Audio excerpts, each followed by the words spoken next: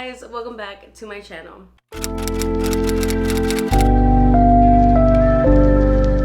So for today's video, I'm going to be doing my mid-month wrap-up, so stay tuned for all of the 13 books that I read this month. First, I want to let you guys know that I'm sorry I haven't been uploading. I got sick for about like 2 weeks. I feel like I'm still kind of getting off it, so if you can hear it in my voice a little bit, sorry about that. Sometimes the sickness just takes me out. It was a lot. Decided to get back into things, and of course, I'm here to do a mid-month wrap-up, one of the easiest videos to film, and a video that I get to talk about all the books that I read, and let's just get into it. First book that I actually picked up in November was a DNF. This was Fallen Dom by Lexxi James. I ended up giving it 1 star, and here are kind of the reasons why I DNF'd it. I did DNF it at 44%. The writing was just weird. It was in a third person, but there was like first person thoughts thrown in there, and there was a lot of italics for like no reason at all. Also, there was like weird scenes and then like weird transitions that kept getting lost in the story. The plot was kind of interesting, but it wasn't interesting enough to keep me going despite all of the other issues of the book. And there was also already a breakup at 40%, and it was for something so stupid that I was just like, not for me. Second book that I read was actually my first physical book of the month. This was A Proposal They Can't Refuse by Natalie, Caña. Look at this cover. Beautiful, stunning, amazing. I love to see it. I did love this book. I ended up giving it 4 stars. It didn't quite reach the 5-star for me because, one, I did think that our heroine Camila's family was super mean like throughout the book until like towards the end of it where they like make up, but they were so mean, and I was like I mean, I get that family, and especially in Latino familias, that they will roast you and it's all love and games, but this was just, I didn't feel the love. I did not feel the love in this one. They really just ate her alive, and it hurt. It hurt, yes. There was that, and then there was also that Liam, our hero, he was kind of mean to her as well. It wasn't one of those like mean and then he makes up for it. I mean, I guess he does make up for it, but at the time I was like, oh my gosh, like it was kind of mean, like it was really mean. Okay, my heart literally sometimes could not take it. Besides that, another thing I didn't get a 5-star is because there is one spicy scene, but I put quotes, girl, because they do go all the way, but it's closed door. But we do get like the foreplay and the dirty talk in the beginning before they actually get down to it, if that makes sense. Like he does put her on the tasting table and taste her, if we will, and he has a mouth on him, and I was, you know, it pissed me off because it was a good starter and then it was closed door, and I was like I can't believe that shit. I really was shook. I put this book down. I didn't pick it up after I finished reading that scene for quite a couple of days. But you know what? I jumped back in and I finished it because it was a book club pick, and I was loving it. I do love it. I did put my little orange tabs in here. The basis is that Camila is a chef and she wants to change up a couple of things in her family's restaurant. And Liam, our hero, he is part owner of this whiskey company business with his grandfather, but he soon finds out that his grandfather is sick. Camila's grandfather and Liam's grandfather are up to that part was so funny. The grandpas are so funny, and I just love them. I love them in this book, but they come up with a plan and they force Liam and Camila into a marriage of convenience. This is very much childhood friends to estranged friends to fake dating, marriage of convenience to a relationship. I did think that the relationship between Liam and Camila could have been developed a little bit better. I wish we would have seen more lovey scenes with them and seen the reason why they fell in love with each other, if that makes sense. But they did have really cute moments. They had this really good banter. I really liked that Liam did take her on a date, that Liam really just wanted to take care of her and was always supportive. Sometimes he wasn't always supportive, but he was kind of Also, I didn't know whether the love between them was real until closer to the end, because in a lot of Liam's perspective, this is dual POV. He only sees Camila in a sexual way, and to have him be seeing her in a sexual way and then not get any of the sexual shit was kind of like, what the hell, you know? But overall, I think this book was done really well. There was obviously a third act conflict, but the ending and the groveling was really good, and I loved the Cuban representation. I could relate to some of it, and it was just so representative of the Latino community that there was like references to Bad Bunny and to Ivy Queen, and you know, just throwbacks. And the Spanish in here was really good as well, and Liam did speak Spanish and he understood it, and it was just so good. It really was, and it was funny. I was cracking up on a lot of points, and I just loved it, and it was a really great book. I just wish that it wasn't closed door. Natalie Caña, why would you do that? But anyways, yes, I gave it 4 stars. Next book that I ended up picking up was Quarterback Sneak by Kandi Steiner. So this is about Holden. He is the quarterback. He ends up having a relationship with the coach's daughter. So it is a forbidden sports romance. It was absolutely amazing. I gave it 5 stars. If you guys want to see my more in-depth thoughts, then make sure you guys check out my reading vlog. I did do a reading vlog and I did read this book in there. So I will link it up in the cards and down below in the description box for you guys to check out. But this book was honestly just perfection. I really loved it. Something about Holden, he is just so worshipful to, what's her name? Julep. Oh my god. I could not think of her name for the life of me. If I was kidnapped and they were torturing me and they were asking me who the main heroine was in Quarterback Sneak, I would have already been dead. Anyways. Honestly, I feel like Holden made a lot of this book what it was. He was so worshipful. He loved Julep from the beginning. He knew it was her and only her. They both have their trauma, so check trigger warnings. This book deals a lot with grief. I did appreciate how Holden had already been kind of out of this dark tunnel, and he was choosing to be just so positive and optimistic and just this like golden retriever attitude. He was just looking at the brighter side of things, while Julep, I felt like she was still in that tunnel of grief and she was fighting to get her way out. She did have pull, which I really loved that Kandi put that in the book. I know that Kandi does pull, and the fact that she put this in our main heroine's life as a form, I guess, of therapy. I truly did love that. And the spicy scenes, let me tell you, I feel like this was the spiciest out of all 3 of the books in the series. But I have not read the first or the second book in a minute, so don't hold me to that. But it was quite spicy and I enjoyed every second of it. I just loved it so much. I felt the grief in my heart, and I also felt the love between them two, and it was forbidden. I loved all the sneaking around. I loved the dirty talk. I did love Julep's father, despite that he was kind of harsh, you know, because they do have to have repercussions, but at the end of the day, Holden proves what he needed to prove. And this man gardens. This man needs to be protected at all costs, okay? And he's just been through so much that you can't help but appreciate him and everything that he's been through, and it was just amazing. It was 5 stars. This whole series is amazing. If you have not picked any of these books up yet, you have to. Totally worth it. Next, after that, I did join the fan fiction readathon. I joined it for a couple of the live shows, and I thought I was gonna get more fan fiction read done, but I didn't read as much as I thought I was going to. But I did read 2 of them, and they were one-shots. They were like novellas. So first one that I read was Marked as Mine by LilithShade. This one I ended up giving it 3 stars. It was good for what it was, Alpha Omega, and it was going through heat, and it's in this, you know, wizard world, but it's like Omegaverse. It was good. It was spicy. I liked it. I gave it 3 stars. Next one that I read was Lupine by LilithShade as well. This is basically the same thing, like the same premise, just in different like worlds. But yeah, if you're looking for Draco and Hermione fan fiction novellas in the Omegaverse, these 2 are super good. Next one after that I read was Hidden Truths by Neva Altaj. I loved the heroine in this book, Angelina, that she was from the Mexican cartel. There wasn't a lot of Spanish speaking, but I love that she still was kind of representing that, and also that Sergey, our hero, knew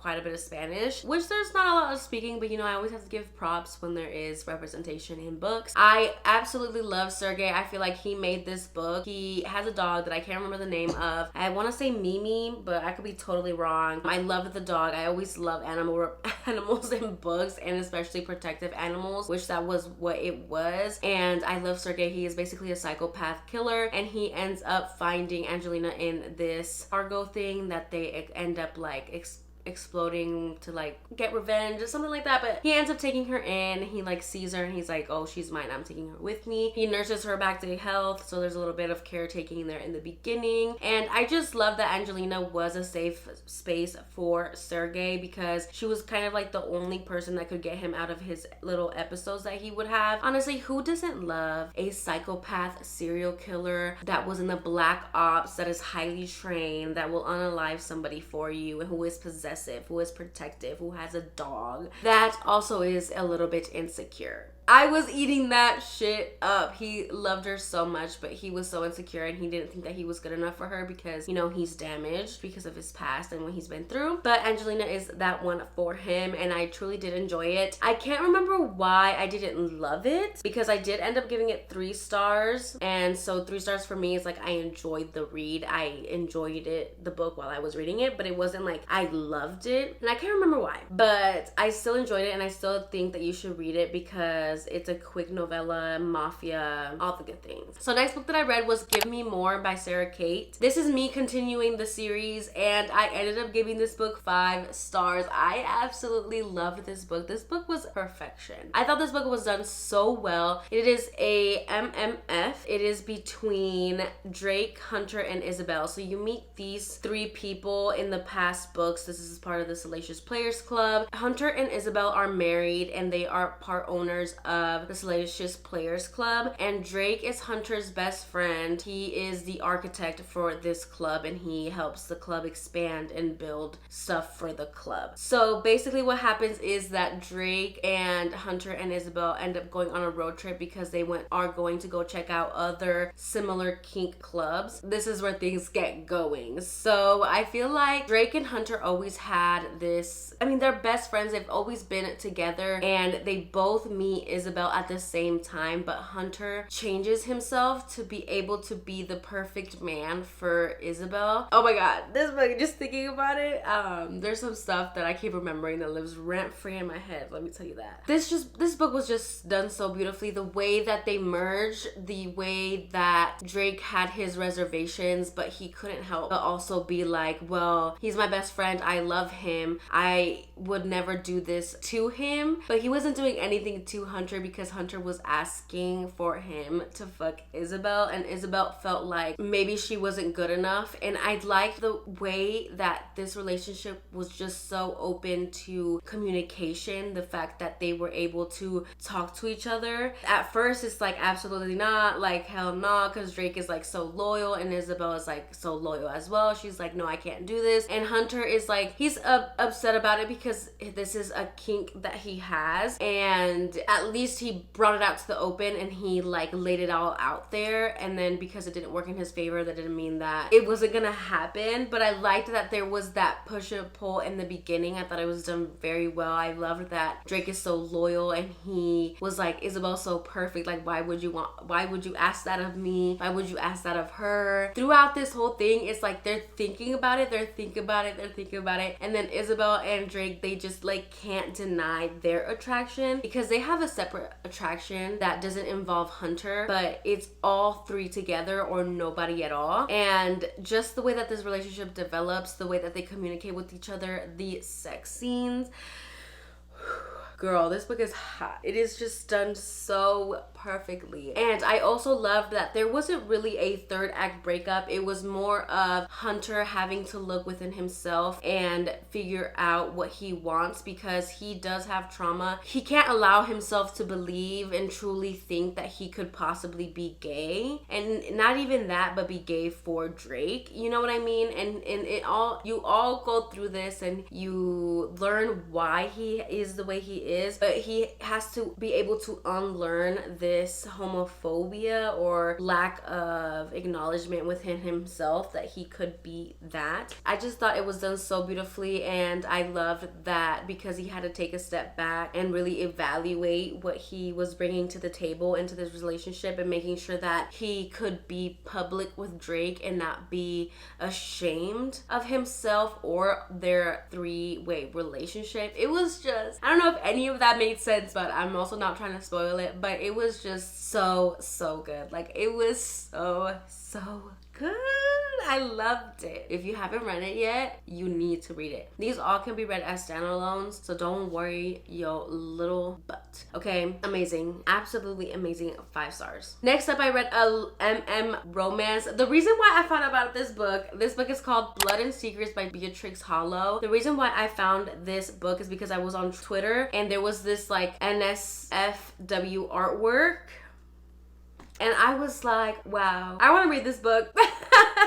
It was so good. It is an romance. So it is between vampire hunters. Tate is one of the heroes and Sebastian is the other one. Both of them are vampire hunters. Tate, I feel like he was put into the program of vampire hunters. Maybe he was like, I think he was like an orphan, but Sebastian, his family was killed by a vampire, so he turned into a vampire hunter and then ended up getting paired together. And it takes place in this college town where Sebastian is trying to infiltrate this vampire coven so that they could kill him. But turns out that Sebastian ends up getting turned, and this is their romance. So it's a romance between a vampire hunter and a turned vampire who was previously a vampire hunter. It was crazy, but it was so good. It was so hot. It was a hot, smutty, bloody novella, so there was a blood play in here. Sebastian was like fiending for blood because he was newly turned, and the thing that really put the cake on this was that Tate had been obsessed with Sebastian from the beginning. Even before he was turned, he was like obsessed, kind of like stalker obsessed, and just absolutely in love with Sebastian since they were little. And it was just so good. Obviously there's plot going on and they're trying to knock down this organization, but he has to like chain him up because he's also dangerous. He doesn't really trust vampires, but he couldn't kill him because he loves him, and it was really good. There was a lot of great scenes in here. I ended up giving it 4 stars. Next up, I ended up reading Haunting Adeline, and I also ended up reading Hunting Adeline. I'm gonna put these two together because I can't really talk about Hunting Adeline without spoiling it, so I'm just gonna talk about the whole duet as a whole. But this is basically about Zaid and Adeline. Adeline is a author who recently moves into her late grandmother's gothic mansion home. She is doing a book signing and Zaid ends up seeing her picture, ends up going into the bookstore, and he is done for from then and there. He ends up stalking her. He is obsessed with her. He is protective of her. He is obsessive over her, and he unalives a lot of people for her. And during this whole time, Adeline is living in her late grandmother's home, which is haunted, and she ends up finding her grandmother's mother's journal and trying to also solve a murder, and also having Zaid be the owner of a organization called Z, where he goes and finds human traffickers and pedophiles, and he kills them and stops them and saves children and gives them a safe space. So there's a lot going on in this book, but everything that was happening in this book was absolutely amazing. I loved every element in this book. This duet is dark. When I say that it is dark, it is dark. It is one of the darkest books that I've ever read, not only because of the things that are talked about, like the human trafficking and stuff, but there's also dubcon. There is a lot of stuff, especially in the second book, that I was not expecting, but it was dark. So make sure you guys check trigger warnings because this is not for the faint-hearted. This is dark, but it is absolutely amazing. I think the first book I would say is my favorite, just because this is the book that we get Zaid stalking Adeline and like making her fall in love with him. We get to see the roses and the letters and the text messages, and he is just all about her, everything about her, and it is just amazing. I ended up giving the first and the second book 5 stars. I thought it was just done very, very well. The plot was interesting, but also the romance, and I ended up loving the writing. I just loved H.G. Carlton's writing, and the first book does end on a cliffhanger. Then the second book picks up right where it's left off, and a lot of shit happens in the second book, and then more towards like the part 2 of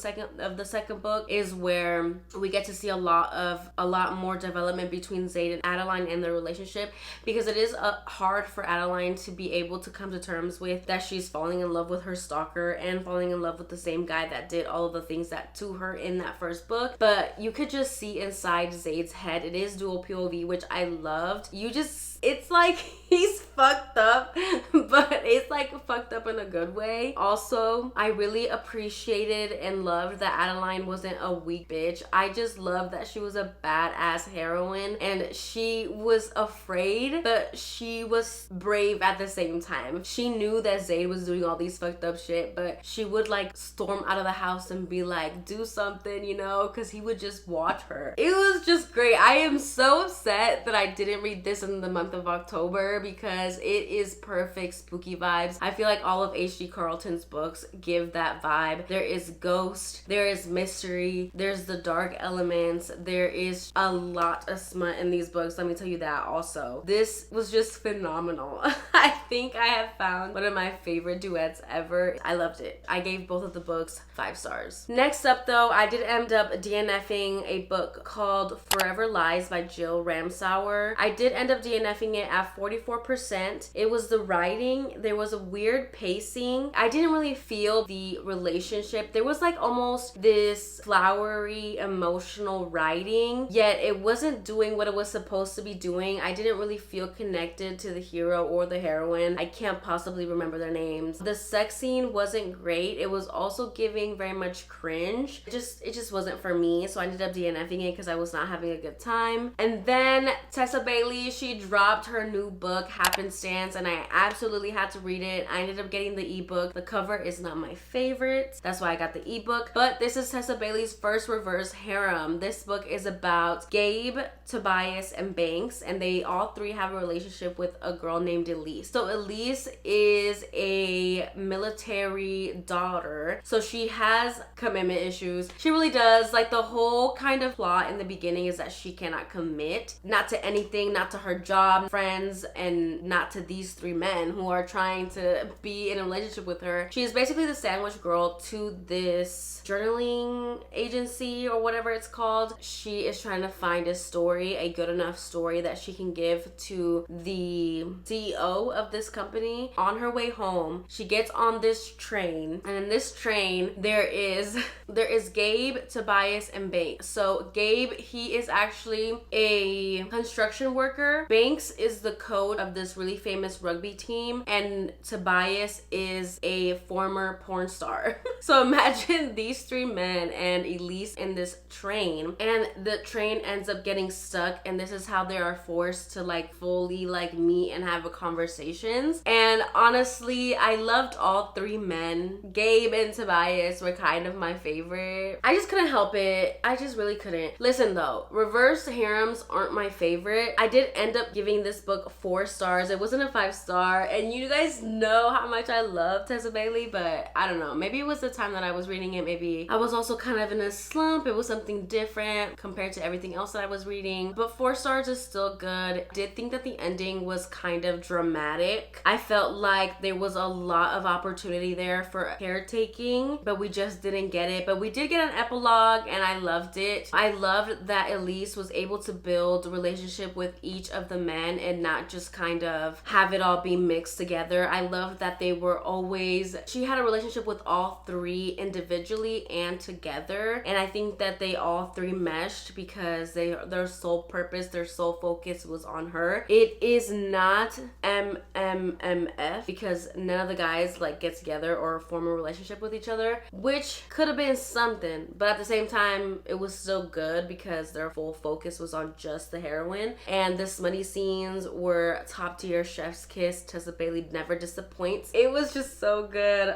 She's very much a brat with Gabe, and Gabe is just, it was just so good. If you haven't read it, you definitely should. I think it is a great starter for a reverse harem, and it is novella length because it's not 300 pages and above. It's like 2 something. So last book that I read in the first half of November was Mistletoe Mobster by Cassie. This is a new 4-book novella series that she's dropping for the holidays. This one, I can't remember the heroine's name and I can't remember the hero's name, but I did end up giving it 3 stars. I did enjoy it. I liked the holiday vibes. So our heroine is taking care of her aunt's bookstore because her aunt went on a cruise, and while she's closing down, the hero pulls up and he tells her to let him in because he's like injured, and so she lets him in, and this is their romance. She basically nurses him back to health, and he just can't like get her out of his mind. It was good. It was good for what it was. Not totally one of my favorite ones, but I am excited for the second book because it's about the doctor and the mafia boss's sisters. So I think that is definitely worth a read, especially if you're trying to